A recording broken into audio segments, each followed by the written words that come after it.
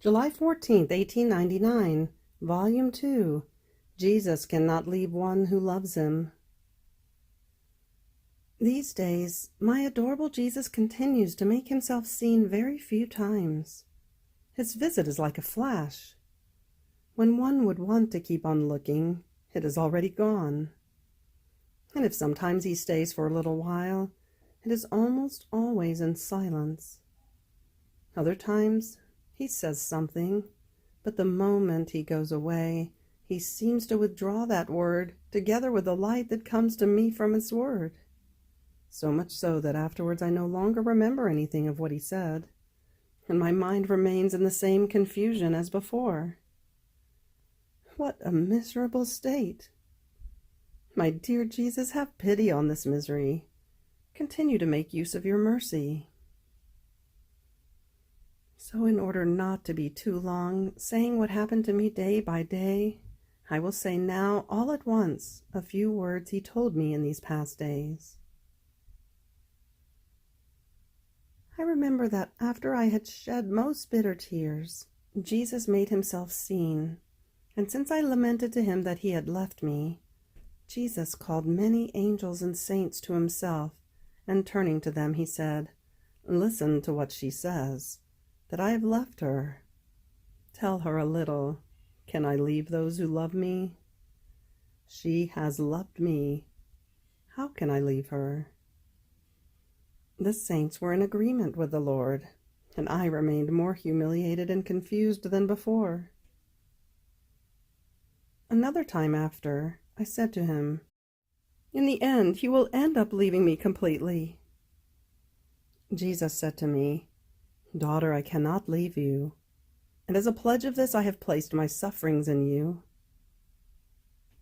Then, while I was occupied with this thought, "How is it, Lord, that you have permitted the coming of the confessor? Everything could have passed between me and you." And in one instant I found myself outside of myself lying on a cross, but there was no one who could nail me to it. I began to pray the Lord to come to crucify me himself. And Jesus came and told me, "See how necessary it is for the priest to be in the middle of my works. And this is just help to complete the crucifixion. Indeed, without anybody else, you cannot crucify yourself by yourself. It always takes the help of others." July 14th, 1900, Volume 3. The Decree of Chastisements is signed. It seems I have spent a few days without being immersed in the lethargy of sleep, and together with blessed Jesus a little bit, giving a little refreshment to each other. But how I fear that he may plunge me again into that sleep so profound. Then this morning, after he refreshed me with milk that flowed from his mouth by pouring it into me, and I refreshed him by removing the crown of thorns from his head to drive it onto mine, all afflicted, he told me, "My daughter, the decree of chastisements is signed. There is nothing left but to decide the time of the execution." July 14th, 1904, Volume 6. Life is a continuous consummation.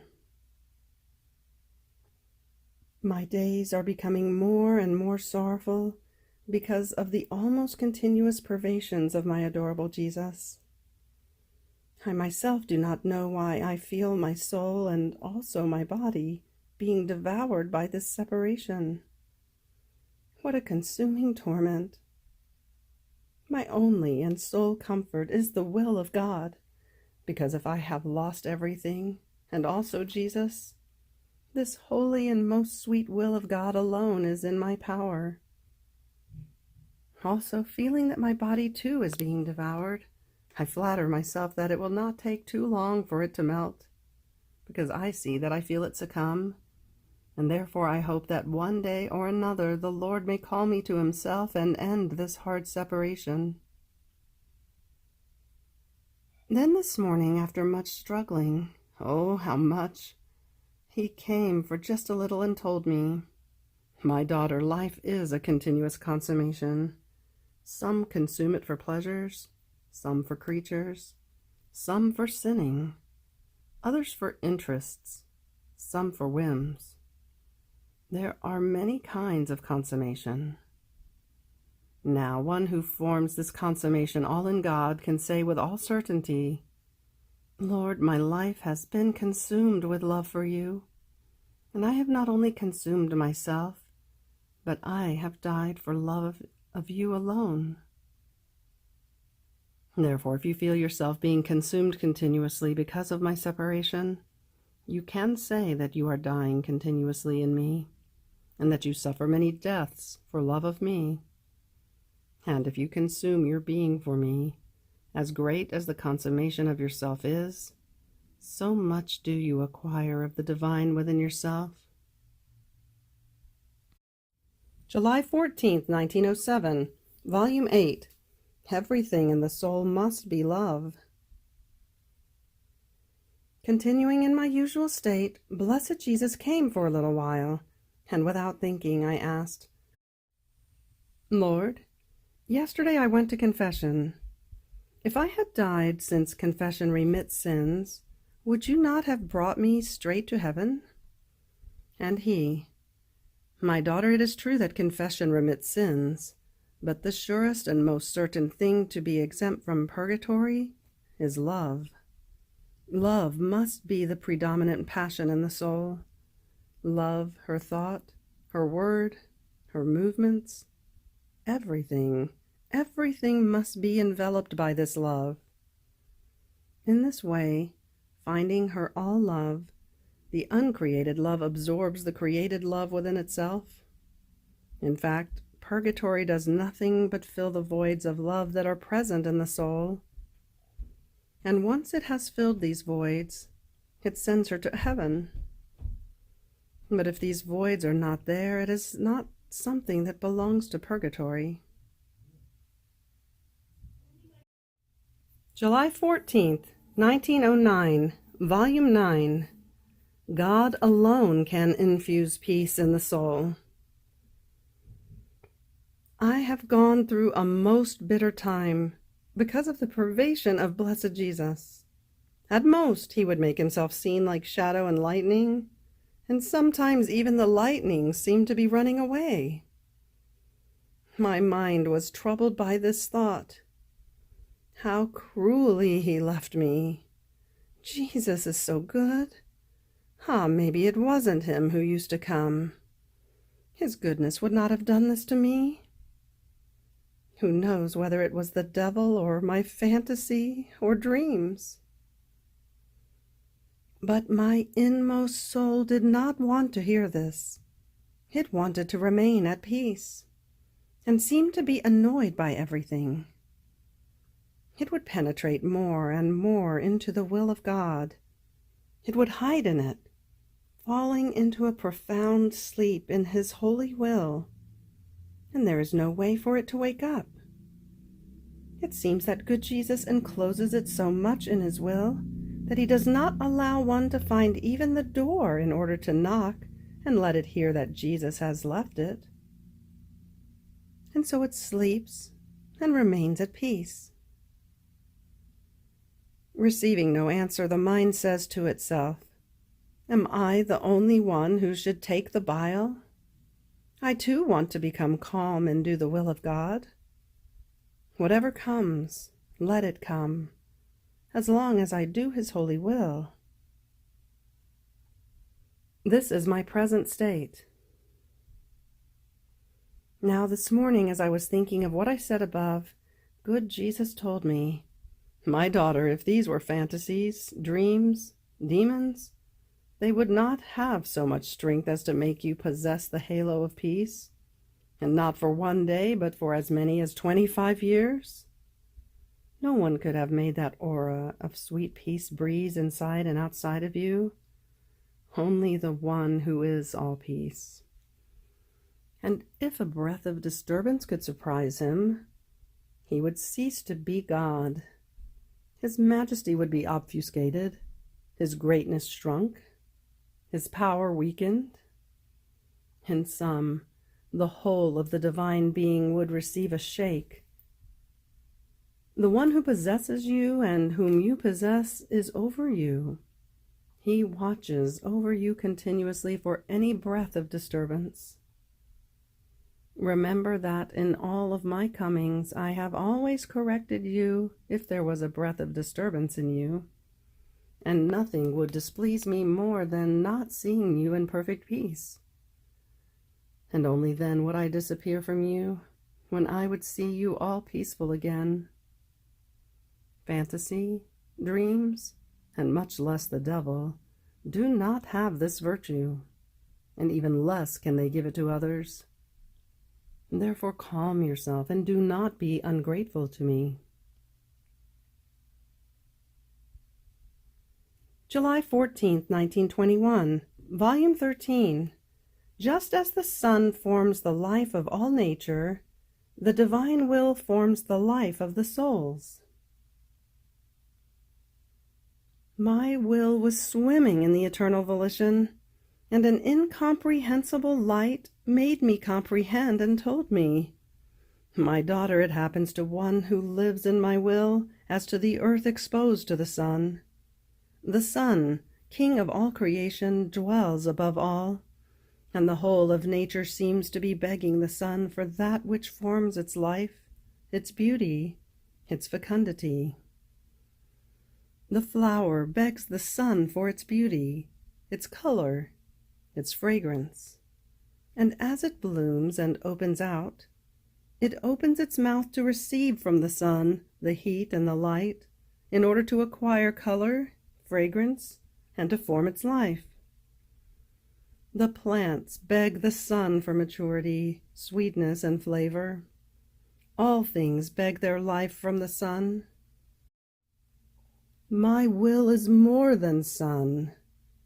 As the soul enters into its burning rays, she receives life, and as she keeps repeating her acts in my volition, she receives now my beauty, now my sweetness and fecundity, now my goodness and sanctity. So each time she enters the rays of my will, she receives many more divine qualities. Oh, how many different beauties, how much liveliness of colors, how many fragrances she acquires. If these souls could be seen by the other creatures, they would form their paradise on earth, so great is their beauty. They are my reflectors, my true images. July 14th, 1922, Volume 14. How God is naturally inclined to generate beings similar to himself. Luisa, the one who generates the kingdom of the divine will in others. As I was in my usual state, my sweet Jesus carried me outside of myself, up into the womb of the Eternal One. But while I was swimming in that womb, and I am unable to say what I felt and what I understood, because I lack the words to express myself, my always lovable Jesus told me, "Beloved daughter of our will, I have brought you into the womb of our divinity, so that your will may extend more within ours, and may participate in our way of acting.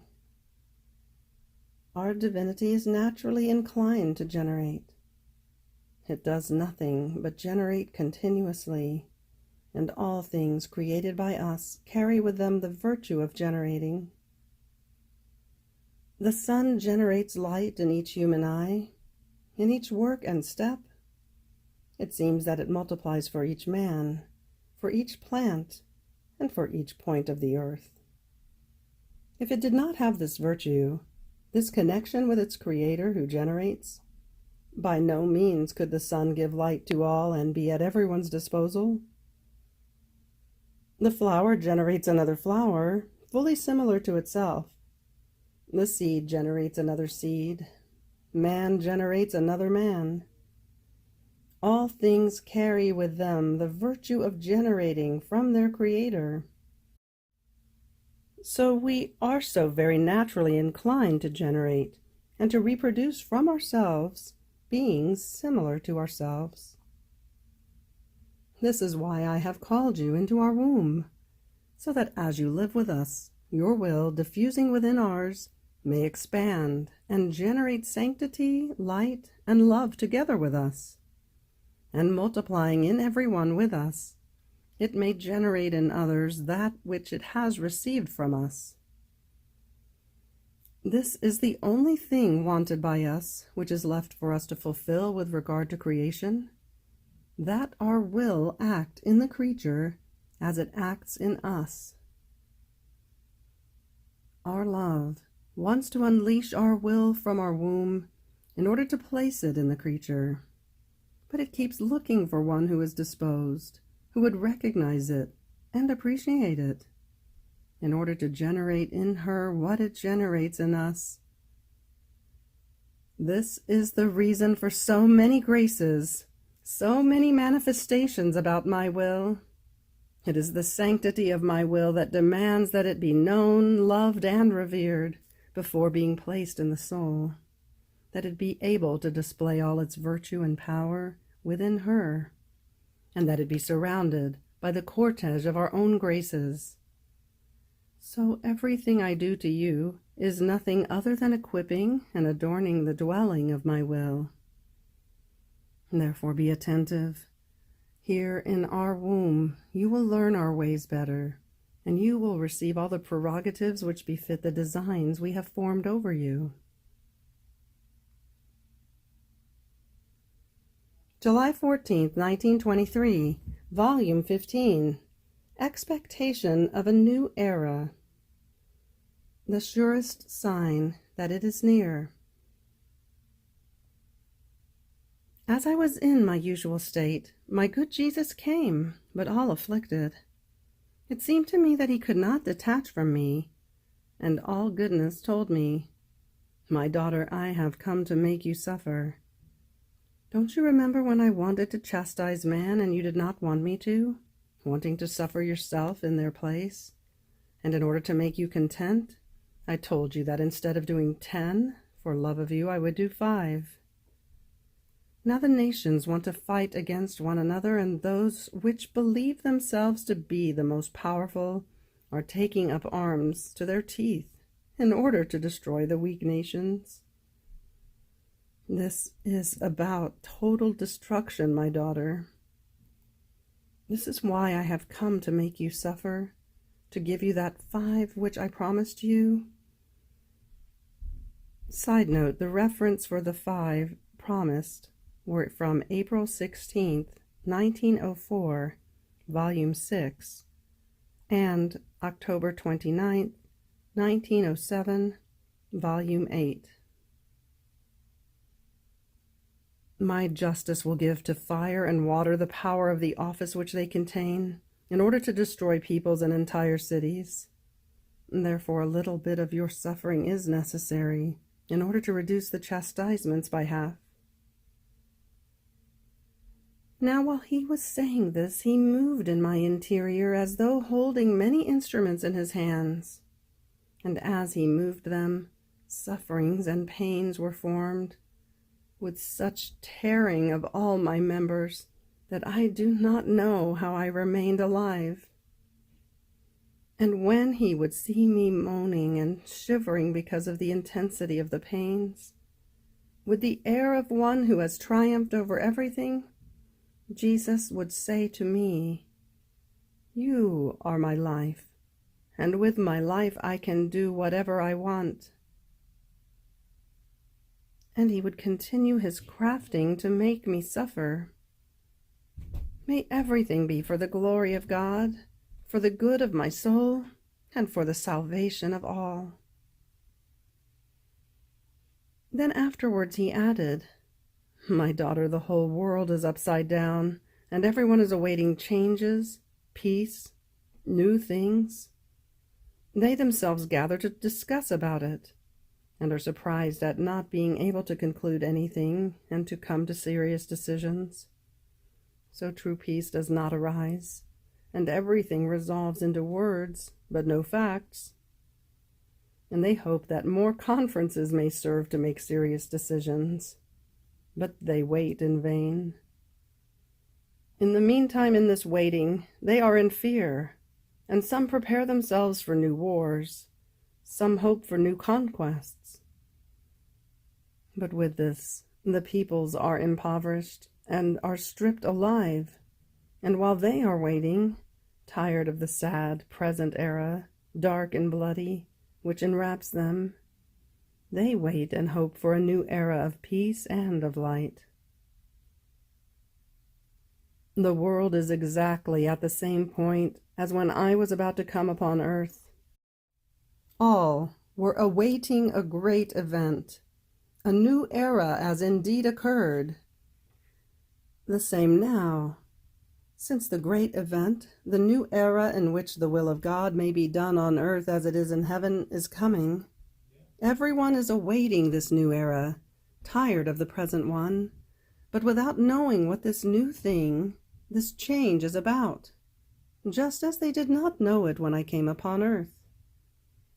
This expectation is a sure sign that the hour is near, but the surest sign is that I am manifesting what I want to do, and that turning to a soul, just as I turned to my mamma in descending from heaven to earth, I communicate to her my will and the goods and effects it contains, to make of them a gift for the whole of humanity. July 14th, 1926, Volume 19. How Jesus kept the kingdom of his will prepared in his humanity to give it back to creatures. All divine and human interests are in danger if one does not live in the divine will. I continue my usual fusions in the Holy Will. Many times my sweet Jesus accompanies me in the repetition of these acts. Other times he stays there to see whether anything escapes me of all that he has done, both in creation and in redemption.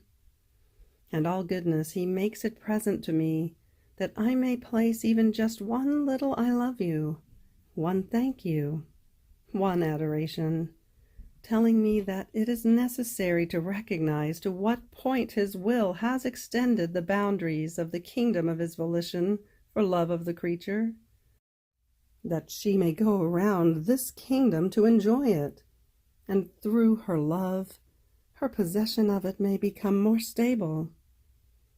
And seeing her always in it, everyone, heaven and earth, may recognize that the kingdom of his will has now delivered its heiress, who loves it and is happy to possess it. Now, while I was feeling sunken in this eternal volition, my always lovable Jesus made himself seen with his heart open, and at each heartbeat of his, a ray of light came out, at the tip of which one could see a fiat impressed. And since the beating of the heart is continuous, as one ray would come out, another would follow, and then another one. They never stopped coming out. These rays invaded heaven and earth, but all of them carried the fiat impressed on them. And not only his heart, but as he looked, rays would come out of his eyes. As he spoke, as he moved his hands and feet, rays would come out, all of them carrying the supreme fiat as glory and triumph. It was an enchantment to see Jesus, beautiful, all transfused in these rays of light that came out of his adorable person. But what gave him sumptuousness, majesty, magnificence, glory, beauty, was the fiat. Its light eclipsed me, and I would have stayed there for centuries before Jesus without saying anything to him, if he himself had not broken the silence, telling me, "My daughter, the perfect glory and the complete honor were given to my will by my humanity. It was precisely in my interior, in the center of this heart, that I formed the kingdom of the supreme will. And since man had lost it, and there was no hope that he might be able to acquire it, My humanity reacquired it through intimate and unheard-of pains, giving it all the honors due to it, and the glory that the creature took away from it, so as to give it back to the creature. So the kingdom of my will was formed inside my humanity. Therefore, everything that was formed in my humanity and came out of it carried the mark of the fiat. Each one of my thoughts, gazes, breaths, heartbeats, each drop of my blood, everything carried the seal of the fiat of my supreme kingdom.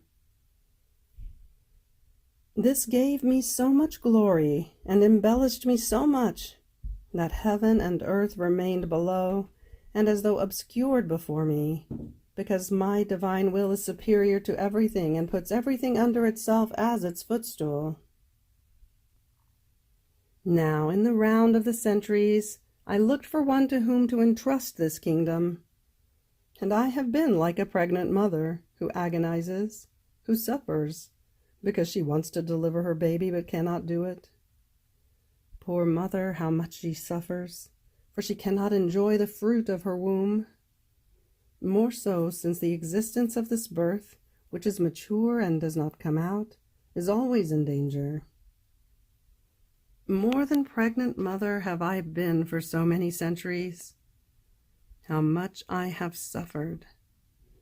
How I have agonized in seeing the interests of my glory in danger, both of creation and of redemption. More so since I kept this kingdom as though in secret and hidden in my heart, without even the outlet of manifesting it. And this made me agonize even more, because not seeing in the creatures the true dispositions that I might give this birth from myself, and since they had not taken all the goods contained in the kingdom of redemption, I could not venture to give them the kingdom of my will, which contains greater goods. More so since the goods of redemption will serve as provision, as antidote, so that on entering the kingdom of my will, they might not repeat a second fall like that of Adam. So if not all of these goods have been taken, on the contrary, they have been tampered with and trampled upon, how could this birth, my kingdom, come out from within my humanity?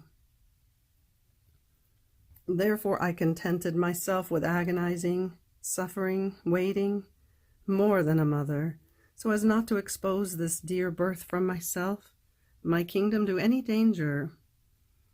And so while agonizing, for I wanted to deliver of it, to give it to the creature as gift, and to secure the interest of creation and redemption, which were all in danger.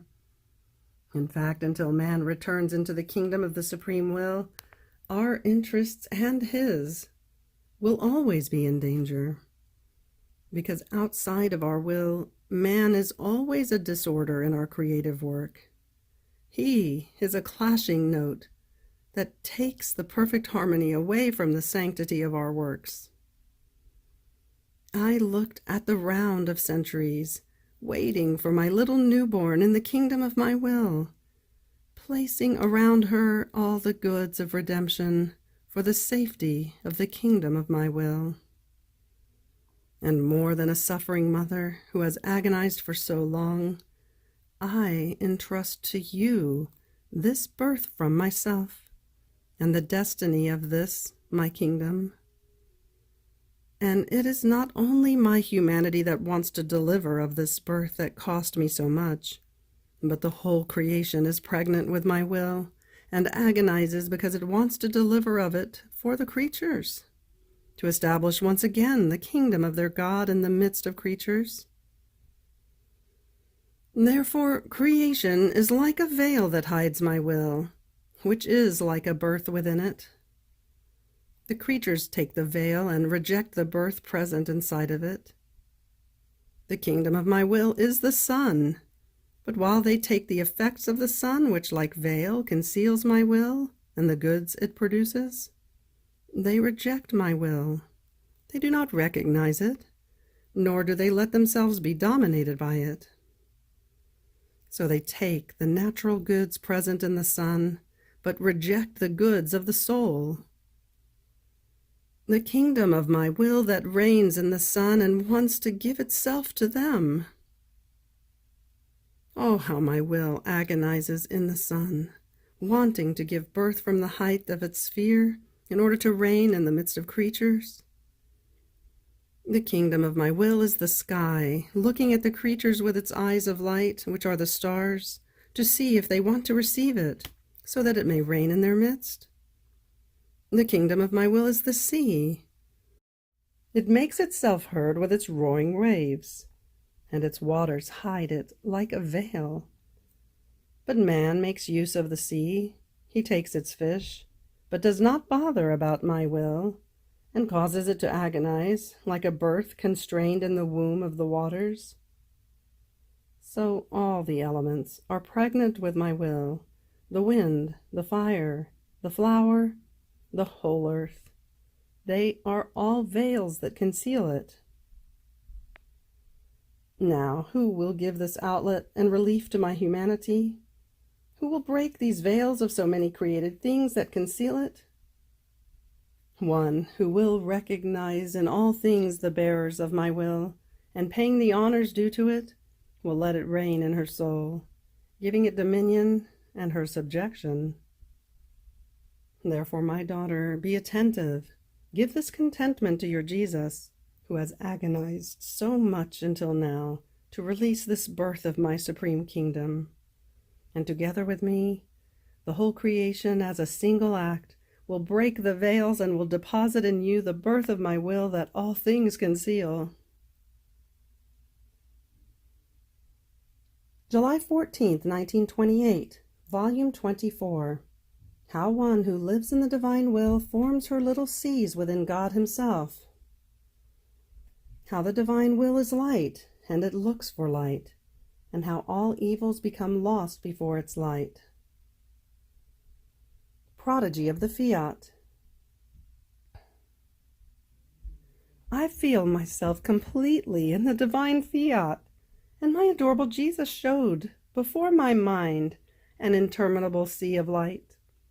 And within this sea one could see many other little seas, little rivers, formed in the same sea. It was beautiful, delightful, enchanting to see these little seas formed very often within the divine sea, some smaller, some a little larger.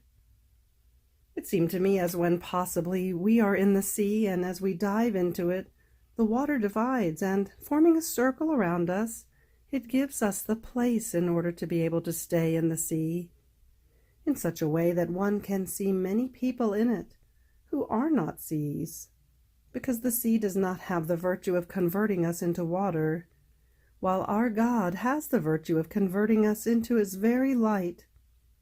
And in spite of this, one can see that a human will has gone to dive into the divine sea to take its place in it, and according to its much or little operating, it forms a small or a larger little sea within the divine sea. Now, while I was delighting in watching a scene so beautiful and enrapturing, my sweet Jesus told me, "My daughter, these little seas and rivers that you see in the eternal sea of the divine majesty are of those who operate in the divine will. The Creator gives and forms the place within his own sea for those who want to live in the Fiat. He admits them into his house and lets them form their own properties. And while forming their own, they enjoy all the goods of the interminable sea of the Supreme Being, who gives wide freedom to these children of his to expand their own little seas within his very sea as much as they can. In this sea there are the little seas of my humanity and those of the Sovereign Queen of Heaven, and there will also be those of the ones who will live in my will. None of their acts will be done outside of this divine sea, and this will be the greatest glory of God and the greatest honor for the children of my divine Fiat." After this, while being immersed more than ever in the divine volition, I was offering all my being and all my acts in it. Oh, how I wished that not even one thought, one word, one heartbeat would escape the light of the fiat. Even more, I wished to surround all the acts of creatures like a crown, lining myself up over each human act, to invest everything and every one with its light, so that one might be the word, one the heartbeat, divine will. But while my mind was wandering within it, my sweet Jesus, making himself seen, clasped me so very tightly in his arms. Then he placed his most holy face upon my heart and breathed strongly into it. I am unable to say what I felt. And then he told me, "Daughter of my divine will, my fiat is light, nor could even a shadow or atom that is not light enter into it. Darkness does not find the way. It becomes lost before its endless light, and the soul, in order to enter my divine will, must place herself in the reflections of its light. That is to say, as she wants to do her acts in my will, she places herself in its reflections that have the virtue of changing the acts of the soul into light. And my will performs a prodigy, as each of its rays invests, some her heartbeats, some her thoughts, some her words. In each of its rays it contains the crown of all the acts of the creature. And since my fiat embraces everything and everyone, heaven and earth, it makes everyone touch and gives to everyone all the acts of the creature done in it. If all could see the marvels of the living and operating in my will, they would see the most beautiful, enchanting, and enrapturing scene that does the greatest good and brings the kiss of life, of light, of glory." Then, with tender and moving voice, and with stronger emphasis of love, he added, "O divine will, how powerful you are! You alone are the transformer of the creature in God. O my will, you alone are the consumer of all evils and the producer of all goods. O my will, you alone possess the enrapturing strength, and whoever lets herself be enraptured by you becomes light. Whoever lets herself be dominated by you is the most fortunate one in heaven and on earth. She is the most loved by God. She is the one who receives everything and gives everything." July 14th, 1929, Volume 26, How the Divine Will Wants Absolute Freedom in Order to Form Its Life. Different Ways of Acting of Our Lord. My usual abandonment in the supreme fiat continues. I feel that it leaves me not a free minute. It wants everything for itself, in a way that is ruling, but sweet and strong at the same time. It is so attractive that the soul would herself let it put its sweet chains on her, so as not to oppose even slightly what the divine volition would want to do over her and within her. So while I was thinking about this, my lovable Jesus moving in my interior told me, "My daughter, do not be surprised if my divine will does not leave you free in anything, because it does not want to form simple acts and works, but life. And to one who must form a life, continuous acts are needed. And if the continuous act ceases, the life cannot grow, nor be formed, nor have its true existence.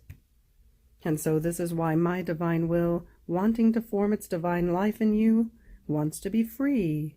It wants absolute freedom. And with its incessant act that it possesses by nature, it pours itself over the creature, and extending with its more than maternal wings of light, it invests each fiber of the heart, each heartbeat, breath, thought, word, work, and step. It warms it, and with its kiss of light it impresses its life in each act of the creature. and while destroying the human life, it constitutes its very self as divine life within her. And since nothing but tenebrous acts can come out of the human will, my will does not want to mix with it, and therefore it stands at attention to be able to form its life all of light in one who freely has given it freedom to let it reign. And therefore its attitude is admirable. It is all eyes, so that nothing may escape it, and with unspeakable love, in order to see its life formed in the creature, it makes itself heartbeat for each heartbeat, breath for each breath, work for each work, step for each step. Even over the little trifles of the creature, it runs, it extends, it places the power of its fiat, and creates its vital act in them. Therefore, be attentive in receiving its continuous act, because this is about life, and life has need of breath, of continuous heartbeat, and of daily nourishment. Works are done and are put aside, nor do they need to be kept always in hand in order to be works. But life cannot be put aside. If the continuous act ceases, it dies. And therefore, the continuous act of my will is necessary for you, you in receiving it, and my will in giving it to you, so that its life in you may live, be formed, and grow with its divine fullness. After this, I was feeling oppressed and thinking about my poor existence, especially the state I find myself in. How many changes I had to go through even on the part of our Lord. But while I was thinking of this and other things that it is not necessary to say on paper, my sweet Jesus, making himself seen in my interior, told me, "My daughter, my love for you has been exuberant, and in order to lead you there where my divine will wanted you, I had to have different ways of acting in the periods of your life. In the first period, my love and my acting toward you were so tender, sweet, and gentle, and so jealous, that I wanted to do everything by myself in your soul, and I wanted no one else, or that anyone might know what I was doing in you and saying to you. My jealousy was so great that I put you in the impotence of opening yourself with anyone, not even with your confessor. I wanted to be alone, free in my work, and I wanted no one else to meddle in it or be able to scrutinize what I was doing. I cared so much about this first period of your life, about my being with you one-on-one, that I can say that my love used all the divine weapons, and waging war on you, I assailed you in every way so that you would not be able to resist. All this was necessary to my love, because knowing what it wanted to do with you, no less than restoring the creation, giving my divine will the rights to reign, making the new era arise in the midst of the human family, it used all arts and stratagems in order to obtain the intent. Now, after I became sure about you and I secured my work, my acting changed. I made you break the silence, and the ardor of my instructions and of my speaking was such and so great that I can call you the cathedra of my divine will, the secretary of its most intimate secrets, such that, as you were unable to contain them all within yourself, I commanded you to manifest them to my minister. And this acting of mine was necessary, otherwise how would my divine will have become known? Now, my daughter, in this last period of your life, you feel another way of acting of mine. Do not be concerned. Let me do, and I will know how to give my work the last coat. Courage, then. You have the divine will in your power. What do you fear? Therefore, always forward in my will. July 14th, 1932, Volume 30, Celestial Atmosphere. Jesus guarding the act of the creature, work of one and of the other. How the acts done in the divine will guard and embrace the sentries, and are the sentries and sentinels of the creatures. I am always occupied with and in the divine volition. In it there is always work to do, but it is not a work that tires. No, rather it gives strength.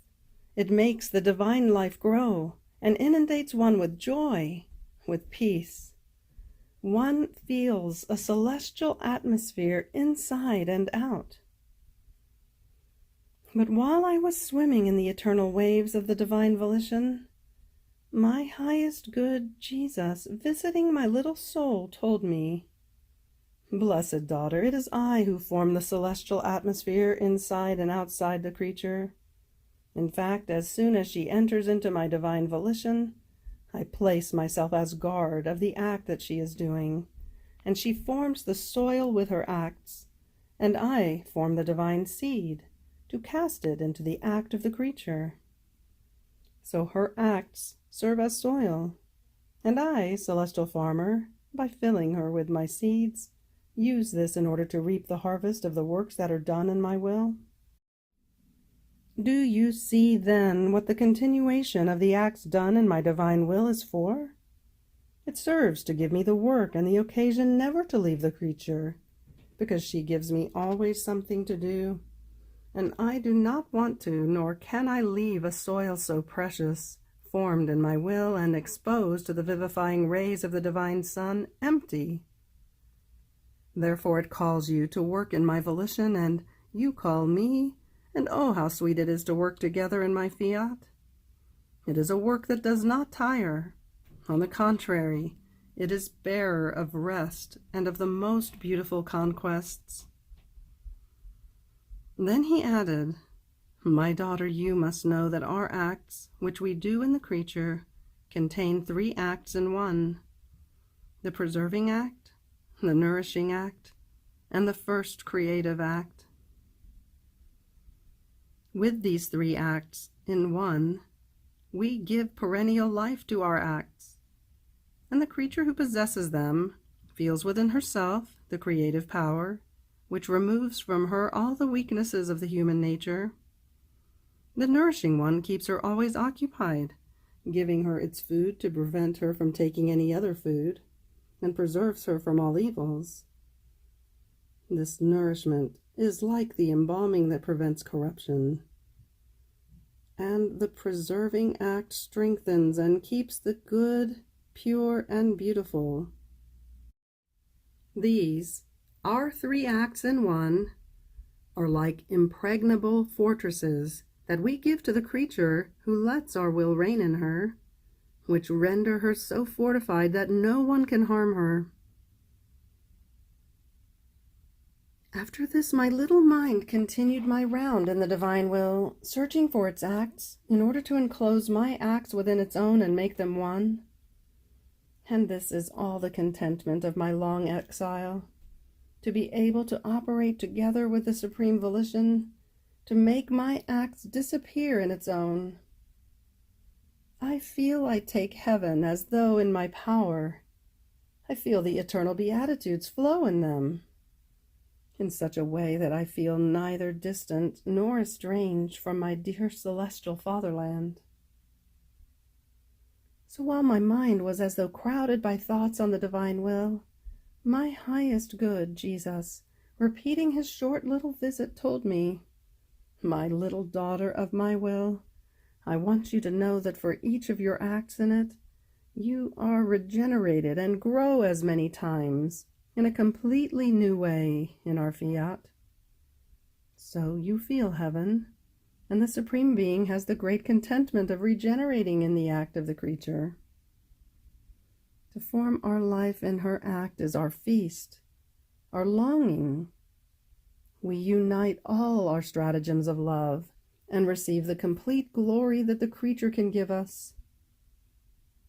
Now you must know that sacrifice with powerful voice calls God. and doing our will makes him descend into the soul, to let him operate as the God he is. And I, my love, even though I try to operate always in your volition, and I pray and pray that its kingdom come upon earth, nothing is seen yet. And Jesus, good daughter, this says nothing. In fact, you must know that the prayers, the acts done in our volition, because they enter our divine act, have such power that they must bring to the creatures the good they contain.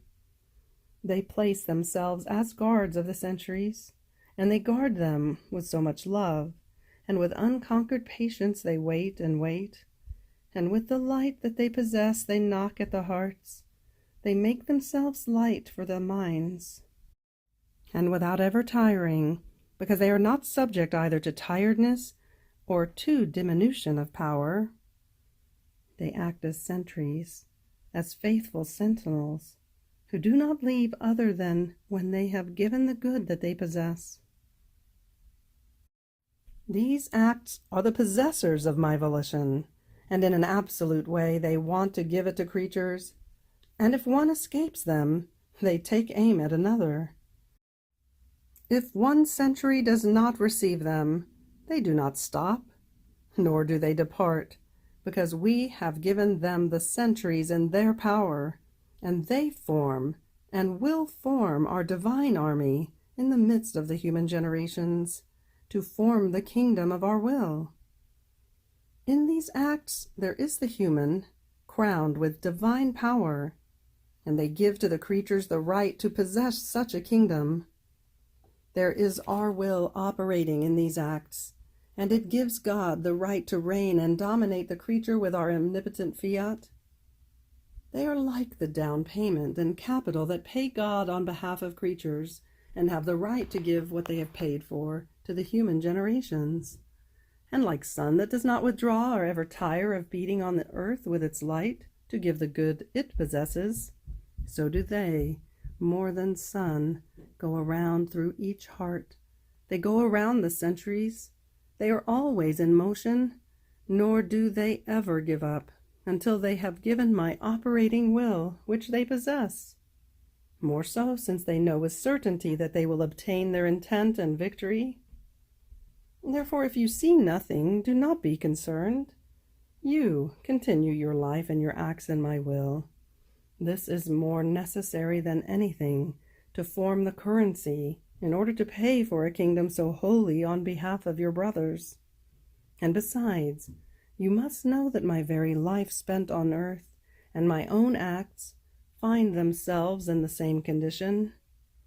I paid up for all, and my life and what I did is at everyone's disposal, and want to give themselves in order to give the good they possess. And although I departed for heaven, I left and I stayed to go around the hearts, the centuries, so as to give to all the good of my redemption. It has been about 20 centuries, and my life and my acts continue to go around, but not all of them have been taken by creatures, so much so that various regions still do not know me. So my life, the fullness of my goods and my acts, do not withdraw. They run and go around always. They embrace the centuries as though one, to give to all the good that they possess. Therefore it is necessary to do, to pay, to form the capital. The rest will come by itself. So be attentive, and let your flight and my fiat be continuous. July 14th, 1935, Volume 33, Certainty of the Kingdom of the Divine Will on Earth. Impetuous wind in order to purify the generations. The Queen of Heaven placed at the head of this kingdom. My mind is always returning into the interminable sea of the divine volition, that as it murmurs, it smiles with love at the creature, and it wants her smiles of love. It does not want that she remain behind it, and is not given tit for tat. Not to do what the divine will does while living in it is almost impossible. But who can say what the creature feels in this divine sea? The purity of its kisses, its chaste embraces that infuse celestial peace, divine life, strength such as to conquer God himself. Oh, how I would love that everyone would experience, that they would come to live in this sea. Certainly they would never come out of it again. But while I thought this, I said to myself, but who knows who will see when this kingdom of the divine fiat will come? Oh, how difficult it seems. And my beloved Jesus, making me his brief little visit, told me, my daughter, and yet it will come. You measure the human, the sad times that involve the present generations, and therefore it seems difficult to you.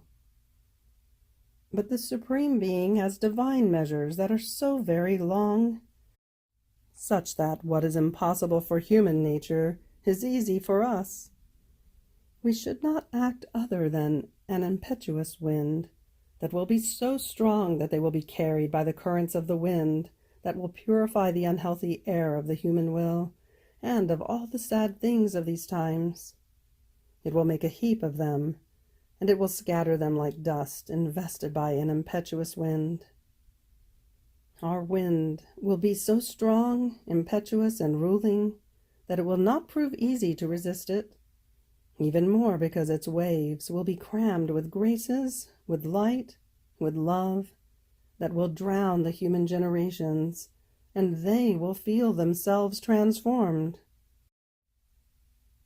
How many times does a strong wind not sweep away an entire city and transport men, trees, earth, water to other places, and perhaps even far away, without anyone being able to oppose it?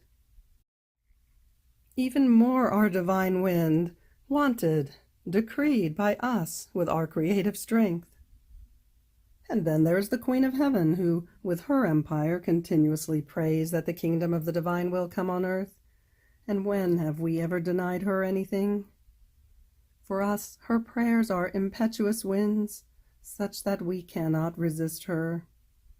And the same strength that she possesses of our will is for us empire, command. She has all right to impetrate it, because she possessed it on earth, and she possesses it in heaven. Therefore, as possessor, she can give what is hers, so much so that this kingdom will be called the kingdom of the celestial empress. She will act as queen in the midst of her children on earth. She will place at their disposition her seas of graces, of sanctity, of power. She will put to flight all the enemies. She will raise them in her womb. She will hide them in her light, covering them with her love, nourishing them with her own hands with the food of the divine will. What will this mother and queen not do in the midst of this, her kingdom, for her children and for her people? She will give unheard of graces, surprises never seen, miracles that will shake heaven and earth. We give her the whole field free, so that she will form for us the kingdom of our will on earth. She will be the guide, the true model. It will also be the kingdom of the celestial sovereign. Therefore you also pray together with her, and at its time you will obtain the intent. End of July 14th. Fiat.